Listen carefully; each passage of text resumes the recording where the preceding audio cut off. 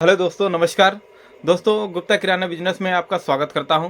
दोस्तों, मैं आज जो टॉपिक लेकर आया हूं वो बेहद ही खास है।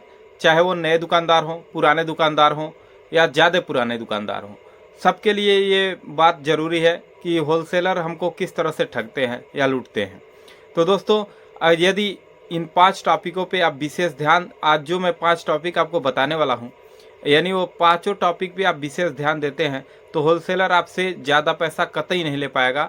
अगर लेगा तभी आपको आराम से पता चल जाएगा कि ये हमको चीट कर रहा है, हमको ठग रहा है।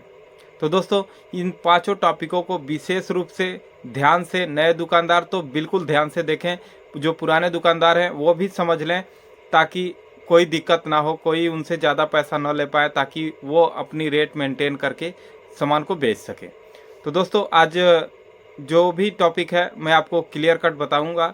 नए दुकानदार हैं तो पहला टॉपिक है मेरा कि यदि नए दुकानदार हैं तो दुकान होलसेलर के पास जाएंगे और बोलेंगे मुझे दुकान खोलनी है और मुझे ऐसा रेंज में सामान दे दीजिए ताकि मैं बेच सकूं। तो दुकानदार क्या करेगा, जो भी सामान होंगे वो, जब आप कही दिए हैं कि मैं नया दुकानदार हूं, तो वो अपने हिसाब से रेट लगाएगा। जो चीज़ जैसे ज़्यादा देखने में, जैसे चीनी, दाल, रिफाइन तेल वगैरह में अच्छा रेट लगाएगा, और बाकी सामान जो आप नहीं जानते हैं, बहुत सारे चीज़ें हैं जो हम लोग नहीं जानते हैं, जो लगभग 50% मार्जिन देती हैं, तो क्या करेगा, आपको 20 या 30% मार्जिन पे आपको रेट लगा देगा। तो नए दुकानदारों को लूटने का यही तरीका बनाते हैं जो भी होलसेलर हैं। और दूसरी बात है, इससे कैसे बचे नए दुकानदार, उनके लिए ये पांचों टॉपिक बेहद इम्पोर्टेंट है। तो पहली टॉपिक ये हो गई कि नए दुकानदार हैं तो सबसे पहले काम, एक ही जगह से पूरा माल ना लें, और सामान लेने से पहले किसी दूर के दुकानदार या किसी से आपका हल्का फुल्का संपर्क हो तो उनसे ज़रूर मिल लें और कुछ रेट जान लें, या तो हमारे चैनल को सब्सक्राइब कर लें, क्योंकि मैं हमेशा रेट बताता रहता हूँ तो कुछ अंदाज़ा लग जाएगा। दूसरी बात है, एक जगह से माल लेने पे, कोई भी दुकानदार हमेशा एक जगह से माल ना ले। एक जगह से माल लेने में क्या होता है कि होलसेलर समझ जाता है कि ये मेरे अलावा किसी से रेट पूछने वाले नहीं हैं। तो जो भी चीज़ है, जैसे ज़्यादा बिकने वाली चीज़ों पे विशेष ध्यान देके, और जो कम बिकने वाली चीज़ें हैं उसमें आपको कम मार्जिन देके वो होलसेलर आपको लूटने लगता है। तो ये ध्यान दें कि एक ही होलसेलर से माल ना लें, कम से कम 2-3 होलसेलर के पास जाएं। ये नहीं मैं कहता हूँ कि रोज़ डेली दुकान बदलें, लेकिन एक आध होलसेलर अलग से पकड़े रहें आप, कि इनके वहाँ से ना ले करके, मान लीजिए हफ्ते में 3 दिन मार्केट करते हैं तो 2 दिन उनके वहाँ जाएं, 1 दिन दूसरे वहाँ जाएं, ताकि आपको रेट का पता चलता रहे। और तीसरी बात हो गई आंख बंद करके माल लेना। इसमें क्या है, आंख बंद करके माल लेना यानी आप एक ही दुकान पे बार बार जाते हैं, वो आदमी समझ जाता है कि ये बंदा एकदम अब हम पे निर्भर है, और मैं जो कहूँगा वही ये मानने वाला है, और इसी को अपने हिसाब से वो माल को, यानी बार्गेनिंग करके आप यदि माल लेते हैं तो उसमें देखिए, सबसे पहली बात कि खरीदारी अगर आप अच्छी नहीं करेंगे तो बिक्री अच्छी नहीं कर पाएंगे, और यदि बिक्री अच्छी नहीं कर पाएंगे तो आपकी सेल नहीं बढ़ सकती है। तो विशेष ध्यान दें कि खरीदारी करते समय विशेष ध्यान दें कि बार्गेनिंग करके ही माल लें, या एक आध होलसेलरों से पूछ के ही माल लें।